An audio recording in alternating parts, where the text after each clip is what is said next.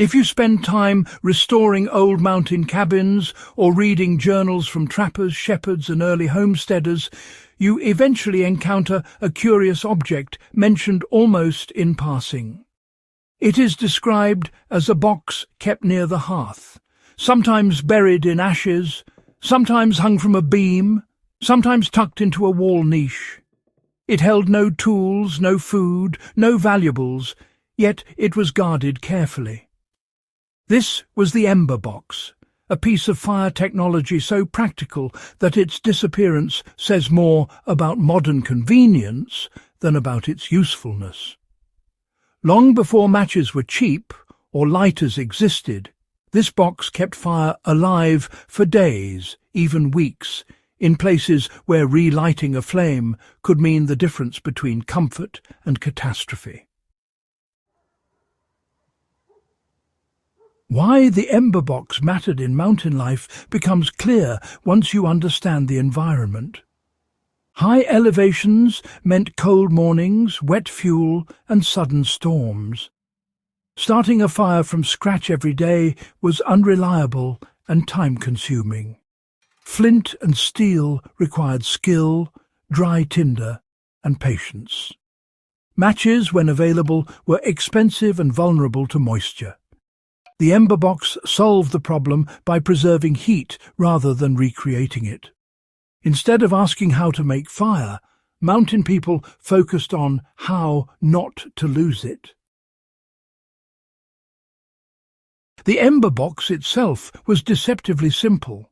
Most surviving examples are made of wood, thick bark, hollowed logs, or occasionally metal. The key feature was insulation combined with controlled airflow. The box was large enough to hold a fist-sized coal from the hearth and small enough to limit oxygen. Tiny air holes allowed the ember to breathe just enough to stay alive without flaring into flame. Packed correctly, the ember would smoulder slowly, releasing heat over many hours. Fuel inside the box mattered as much as the container. Mountain dwellers used materials that burned slowly and evenly. Punk wood, partially decayed but dry, was a favourite. Charred cloth, fungus like amadou, or fine wood shavings were also common.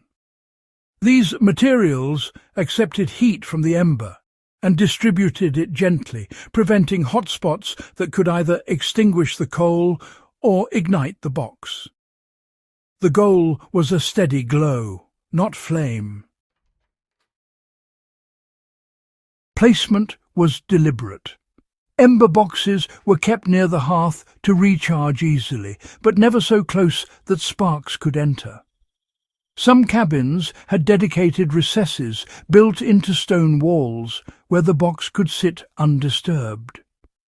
In travelling contexts, smaller ember containers were wrapped in cloth and carried, allowing fire to be transported across distances.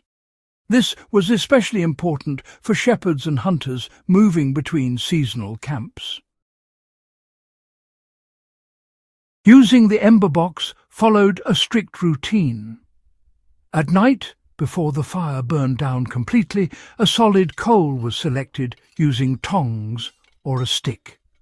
It was placed into the prepared box, nestled among the slow-burning material, and the lid was closed. In the morning, the ember was tipped into a fresh tinder bundle, gently blown to life, and the hearth was reborn in minutes. No sparks, no noise, no wasted effort. Applying this knowledge today requires understanding the physics involved rather than copying old forms blindly. The first principle is insulation. Heat loss kills embers. A modern ember box can be made from thick wood, double-walled metal, or even ceramic, provided airflow is restricted. Thin containers fail because they bleed heat too quickly.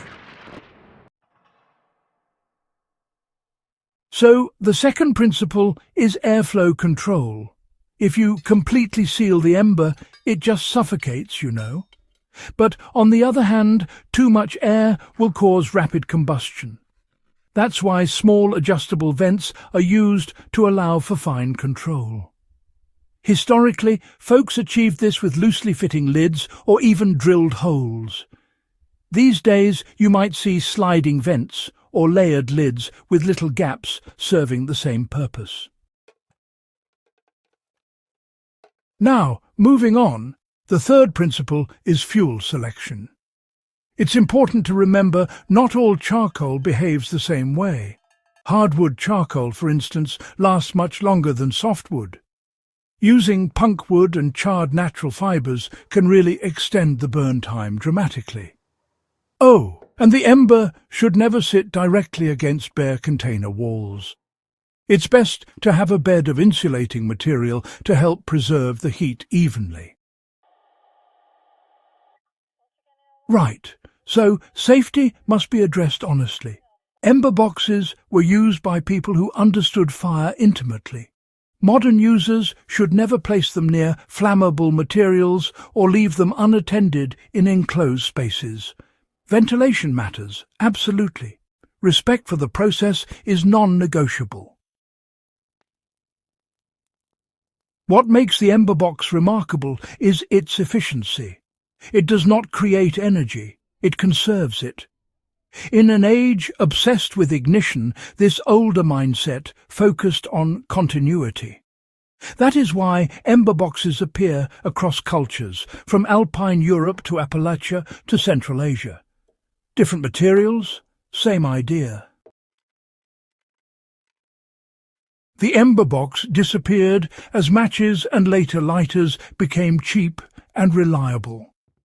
Convenience replaced continuity.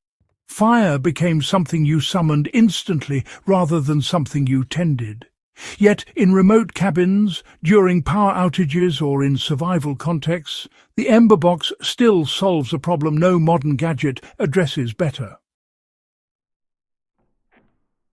For Backyard Wisdom viewers, this is not about nostalgia.